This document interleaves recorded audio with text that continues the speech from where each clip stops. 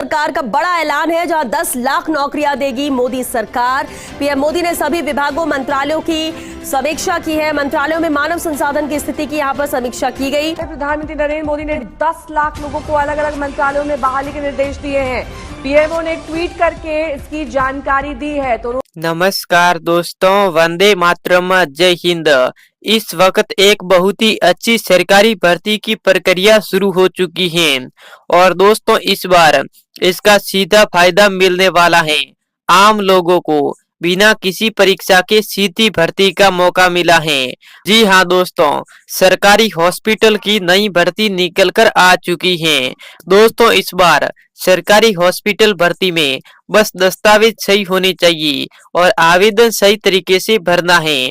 इस भर्ती की सबसे बड़ी बात ये है कि इसमें अलग अलग विभागों में पद रखी गई हैं। हर पद पर काम आसान है लेकिन जिम्मेदारी बहुत ही अहम मानी जाती है। काम ऐसा जिससे लोगों की सेवा करने का मौका मिलता है। यही कारण है कि इस भर्ती को लेकर चारों तरफ चर्चा हो रही है। आवेदन प्रक्रिया भी शुरू हो चुकी है। पूरा सिस्टम ऑनलाइन रखा गया है। आवेदक को सिर्फ अपनी जानकारी ध्यान से भरनी है और दस्तावेज अपलोड करने हैं। कोई परीक्षा नहीं, कोई लिखित टेस्ट नहीं। अगर कागजात सही हैं तो चयन सीधे मेरिट के आधार पर किया जाएगा। जहां तक बात दस्तावेजों की है तो दोस्तों इसमें आपको कौन कौन से दस्तावेज चाहिए होगा उनकी भी दोस्तों जानकारी इसी वीडियो में मैं आगे बता दूंगा। दोस्तों भर्ती का फायदा उन लोगों को ज्यादा होगा जो स्थायी और सुरक्षित नौकरी की तलाश में हैं, क्योंकि एक बार चयन हो जाने पर ये नौकरी पूरी तरह से सरकारी लाभों के साथ दी जाएगी। तो दोस्तों अगर आप भी लंबे समय से किसी सरकारी विभाग में जुड़ने का सपना देख रही है तो दोस्तों ये मौका आपके लिए है, क्योंकि दोस्तों सरकारी हॉस्पिटल की भर्ती शुरू हो चुकी है और दोस्तों सरकारी हॉस्पिटल भर्ती में दोस्तों आप इजीली नौकरी पा सकते हैं, वो भी बिना किसी परीक्षा की। तो दोस्तों आपको कौन कौन से दस्तावेज चाहिए होगा, आवेदन किस प्रकार से करना होगा, संपूर्ण जानकारी जान लेते हैं। तो दोस्तों मैं सरकार की ऑफिशियल वेबसाइट पर आ चुका हूँ। इधर आप देख सकते हैं सरकारी अस्पताल भर्ती 2025, यानी दोस्तों सरकार की तरफ से अस्पताल की नई भर्ती निकली है। दोस्तों जरूरी दस्तावेज, सबसे पहले दोस्तों जरूरी दस्तावेज जान लेते हैं। दोस्तों सबसे पहले आपके पास आधार कार्ड और पैन कार्ड होना चाहिए। उसके बाद दोस्तों शैक्षणिक प्रमाण पत्र, जैसे आपने 5वीं पास की है, 10वीं पास की है, 12वीं पास की है, उसकी दोस्तों आपको मार्कशीट चाहिए होगी। उसके बाद दोस्तों निवास प्रमाण पत्र, पासपोर्ट साइज फोटो, जाति प्रमाण पत्र, बैंक पासबुक की कॉपी, अनुभव प्रमाण पत्र, मेडिकल फिटनेस प्रमाण पत्र, यानी दोस्तों ये संपूर्ण दस्तावेज आपके पास होने चाहिए।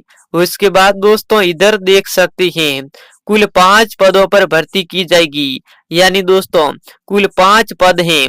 उस पद में आपको सरकारी हॉस्पिटल की नौकरी दी जाएगी। सबसे पहला पद है, इस पद का नाम रखा गया है वार्ड सहायक। इसमें दोस्तों काम है वो मरीजों की देखभाल करना, वार्ड की सफाई और उपकरणों की निगरानी रखना। योग्यता है वो दोस्तों 8वीं पास योग्यता रखी गई है।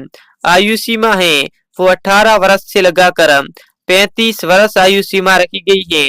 अनुभव है वो किसी निजी या फिर सरकारी अस्पताल में हेल्पर के रूप में काम किया है तो दोस्तों आपको प्राथमिकता मिलेगी।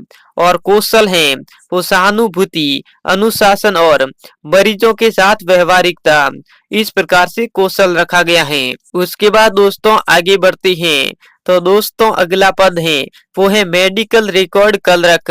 इसमें काम है वो मरीजों की फाइल और रिकॉर्ड को कंप्यूटर में सुरक्षित रखना।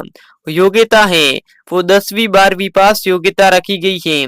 आयु सीमा है वो 18 वर्ष से लगाकर 33 वर्ष आयु सीमा रखी गई है। कौशल है वो दोस्तों बेसिक कंप्यूटर नॉलेज और दोस्तों हिंदी अंग्रेजी दोनों में टाइपिंग आनी चाहिए। अनुभव है वो किसी भी कार्यालय या फिर क्लिनिक में रिकॉर्ड मैनेजमेंट का अनुभव है तो आपको प्राथमिकता मिलेगी। उसके बाद दोस्तों अगला पद है, इस पद का नाम रखा गया है सफाई सहायक। यदि आप इस सफाई सहायक में नौकरी लेंगी तो दोस्तों इसमें काम है वो अस्पताल परिसर, वार्ड और ऑपरेशन थिएटर की व्यवस्था बनाए रखना। योग्यता है वो 5वीं और 8वीं पास योग्यता रखी गई है। आयु सीमा है वो दोस्तों 18 वर्ष से लगाकर 30 वर्ष आयु सीमा रखी गई है। अनुभव है वो दोस्तों किसी संस्था या फिर हॉस्पिटल में सफाई कर्मी के रूप में आपने कार्य किया है तो आपको है जो ज्यादा लाभ मिलेगा। और दोस्तों इधर देख सकती हैं विशेषता है वो शारीरिक रूप से स्वस्थ और जिम्मेदार स्वभाव वाला व्यक्ति चाहिए। उसके बाद दोस्तों आगे बढ़ते हैं, अगला पद है, इस पद का नाम है फील्ड हेल्थ वर्कर। यदि दोस्तों आप फील्ड हेल्थ वर्कर में नौकरी लेंगी तो इसमें काम है वो ग्रामीण और शहरी क्षेत्रों में स्वास्थ्य योजनाओं की जानकारी देना और दोस्तों वैक्सीनेशन सर्वे करना। इसमें योग्यता है वो 10वीं और 12वीं पास योग्यता रखी गई है। और दोस्तों आयु सीमा है वो दोस्तों 20 वर्ष से लगाकर 35 वर्ष आयु सीमा रखी गई है। अनुभव है वो स्वास्थ्य मिशन या फिर किसी सामाजिक सेवा संस्था में काम किया है तो दोस्तों आपको लाभ मिलेगा। कौशल है वो लोगों से संवाद करने की क्षमता और रिपोर्ट तैयार करने की योग्यता। उसके बाद दोस्तों अगला पद है, इस पद का नाम है मरीज सहायता कर्मी। इसमें काम है वो डॉक्टर और नर्स की देखरेख में मरीजों को सहायता देना, स्ट्रेचर पर बेड और व्यवस्था संभालना, यानी स्ट्रेचर पर मरीजों को लाना और ले जाना। योग्यता 8वीं पास रखी गई है। आयु सीमा है वो 18 से लेकर 32 वर्ष आयु सीमा रखी गई है। अनुभव है वो हेल्थ केयर में अनुभव रखने वाले उम्मीदवारों को प्राथमिकता मिलेगी। कौशल है वो सहयोगी स्वभाव और आपात स्थिति में त्वरित निर्णय लेने की क्षमता है तो दोस्तों आपको ज्यादा बेनिफिट मिलेगा। यानी दोस्तों इस सरकारी हॉस्पिटल भर्ती में कुल 5 पदों पर भर्ती निकली है। उसके बाद दोस्तों आगे हम जान लेते हैं कि दोस्तों आपको आवेदन किस प्रकार से करना है। यानी आप ऑनलाइन आवेदन करना चाहते हैं तो भी आप कर सकते हैं और ऑफलाइन आवेदन करना चाहते हैं तो भी दोस्तों आप इजीली कर सकते हैं। मैं आपको ऑनलाइन और ऑफलाइन दोनों तरीका बताऊंगा कि आप ऑनलाइन आवेदन कैसे करेंगे और ऑफलाइन आवेदन कैसे करेंगे। तो दोस्तों उम्मीदवार को स्वास्थ्य विभाग की आधिकारिक वेबसाइट पर जाना होगा। यानी आप तो गूगल या फिर क्रोम ब्राउजर को ओपन करना होगा। वहां से आपको सरकार की हॉस्पिटल की ऑफिशियल वेबसाइट है उस पर आपको जाना होगा। उसके बाद हॉस्पिटल रिक्रूटमेंट 2025 सेक्शन में जाकर अप्लाई नाउ पर आपको क्लिक करना होगा। इतना करने के बाद फॉर्म का नाम, पता, योग्यता, पद का चयन, सभी जानकारी ध्यान पूर्वक भरनी होगी। सभी दस्तावेज स्कैन करके आपको अपलोड करनी होगी। आवेदन जमा करने के बाद रजिस्ट्रेशन नंबर नोट कर लेना है। उसके बाद इच्छुक उम्मीदवार ऑफलाइन आवेदन भी कर सकते हैं।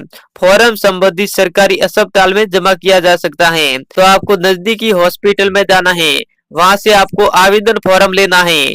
उसके बाद दोस्तों उस फॉर्म को अपने हाथों से भरना है। उसके बाद आपको जमा कर देना है। इस प्रकार से दोस्तों आप ऑफलाइन और ऑनलाइन दोनों तरीके से आवेदन कर सकते हैं।